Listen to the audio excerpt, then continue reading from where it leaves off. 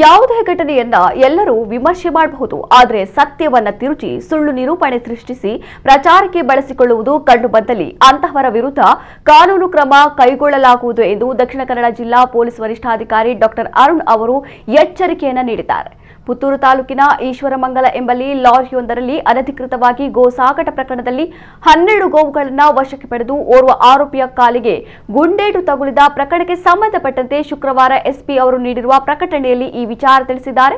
ಈ ಪ್ರಕರಣಕ್ಕೆ ಸಂಬಂಧಿಸಿದಂತೆ ಪುತ್ತಿಲ ಪರಿವಾರದ ಮುಖಂಡ ಅರುಣ್ ಕುಮಾರ್ ಪುತ್ತಿಲ ಕೈಯಲ್ಲಿ ಕತ್ತಿ ಹಿಡಿದುಕೊಂಡು ಲಾರಿಯ ಹಗ್ಗ ಮತ್ತು ಟರ್ಪಾಲ್ ಕೊಯ್ಯುತ್ತಿರುವುದು ಸಾಮಾಜಿಕ ಜಾಲತಾಣದಲ್ಲಿ ವೈರಲ್ ಆಗಿತ್ತು. ಇದನ್ನು ಒಳಗೊಂಡಂತೆ ಪುತ್ತೂರಿನಲ್ಲಿ ನಡೆದ ಘಟನೆಯ ಬಗ್ಗೆ ಸಮಗ್ರ ವಿವರಣೆ ನೀಡಿರುವ ಎಸ್ಪಿ ಅವರು ಈ ಘಟನೆಯ ಬಳಿಕ ಪೊಲೀಸರ ಜತೆಗೆ ಸ್ಥಳೀಯರು ಹಾಗೂ ಅರುಣ್ ಕುಮಾರ್ ಪುತ್ತಿಲ ಜಾನುವಾರುಗಳನ್ನು ವಾಹನದಿಂದ ಇಳಿಸುವ ಕೆಲಸ ಮಾಡುತ್ತಿರುವುದಾಗಿದೆ. ಜಾನುವಾರುಗಳ ಇನ್ನಷ್ಟು ಸಾವನ್ನು ತಪ್ಪಿಸುವ ಉದ್ದೇಶದಿಂದ ಪೊಲೀಸ್ ನಿರೀಕ್ಷಕರು ಅನುಮತಿ ಕೊಟ್ಟಿರುವುದು ಕಂಡುಬಂದಿರುತ್ತದೆ.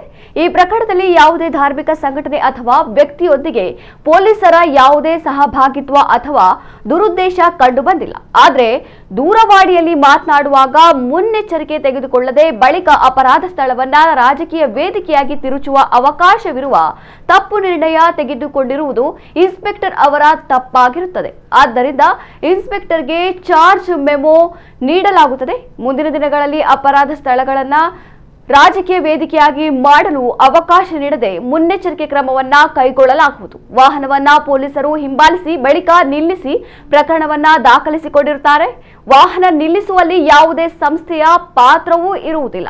ಪ್ರಕರಣವನ್ನ ನ್ಯಾಯಸಮ್ಮತ ತನಿಖೆಗಾಗಿ ಮರುದಿನವೇ ಪುತ್ತೂರು ಉಪವಿಭಾಗದ ವ್ಯಾಪ್ತಿಯಿಂದ ವರ್ಗಾಯಿಸಲಾಯಿತು. ಈ ಘಟನೆಯ ಬಳಿಕ ಬೆಳ್ಳಾರೆ ಪಿಎಸ್ಐ ಮತ್ತು ಸಿಬ್ಬಂದಿ ಘಟನಾ ಸ್ಥಳದಲ್ಲಿದ್ದರು. ಉಳಿದ ಅಧಿಕಾರಿಗಳು ತನಿಖಾ ಕ್ರಮದಲ್ಲಿ ತೊಡಗಿಸಿಕೊಂಡಿದ್ದರು ಹಾಗೂ ಗಾಯಗೊಂಡ ಆರೋಪಿಯನ್ನ ಆಸ್ಪತ್ರೆಗೆ ಸಾಗಿಸುವಲ್ಲಿ ಸಹಕರಿಸುತ್ತಿದ್ದರು. ಅರುಣ್ ಕುಮಾರ್ ಪುತ್ತಿಲ ಸ್ಥಳಕ್ಕೆ ಬಂದು ಒಂದು ಜಾನುವಾರು ಸತ್ತಿರುವುದನ್ನು ಗಮನಿಸಿ ಉಳಿದ ಜಾನುವಾರುಗಳಿಗೆ ತೊಂದರೆಯಾಗುತ್ತದೆ, ಆದ್ದರಿಂದ ಇದರಲ್ಲಿ ಇರುವ ಜಾನುವಾರುಗಳನ್ನ ಇಳಿಸಬಹುದೇ ಎಂದು ಕೇಳಿರುವುದಾಗಿ ಗೊತ್ತಾಗಿರುತ್ತದೆ. ಬಳಿಕ ಕಾನ್ಸ್ಟೇಬಲ್ ಅವರು ಇನ್ಸ್ಪೆಕ್ಟರ್ಗೆ ದೂರವಾಣಿ ಮೂಲಕ ವಿಷಯ ತಿಳಿಸುವಾಗ ಅರುಣ್ ಕುಮಾರ್ ಪುತ್ತಿಲ ಕಾನ್ಸ್ಟೇಬಲ್ ರಲ್ಲಿ ಮೊಬೈಲ್ ಕೇಳಿ ಪಡೆದುಕೊಂಡು ಇನ್ಸ್ಪೆಕ್ಟರ್ ಜೊತೆ ಮಾತನಾಡಿರುವುದಾಗಿದೆ. ಅದಕ್ಕೆ ಇನ್ಸ್ಪೆಕ್ಟರ್ ಅವರು ಅನುಮತಿ ಕೊಟ್ಟಿರುತ್ತಾರೆ ಎಂದು ಕಂಡು ಬಂದಿರುತ್ತದೆ. ಆದರೆ ಸಾಮಾಜಿಕ ಮಾಧ್ಯಮದಲ್ಲಿ ಈ ಘಟನೆಯು ಬೇರೆಯದೇ ರೀತಿಯಲ್ಲಿ ಪ್ರಚಾರಗೊಂಡಿರುತ್ತದೆ ಎಂದು ಎಸ್ಪಿ ಅವರು ಪ್ರಕಟಣೆಯಲ್ಲಿ ತಿಳಿಸಿದ್ದಾರೆ.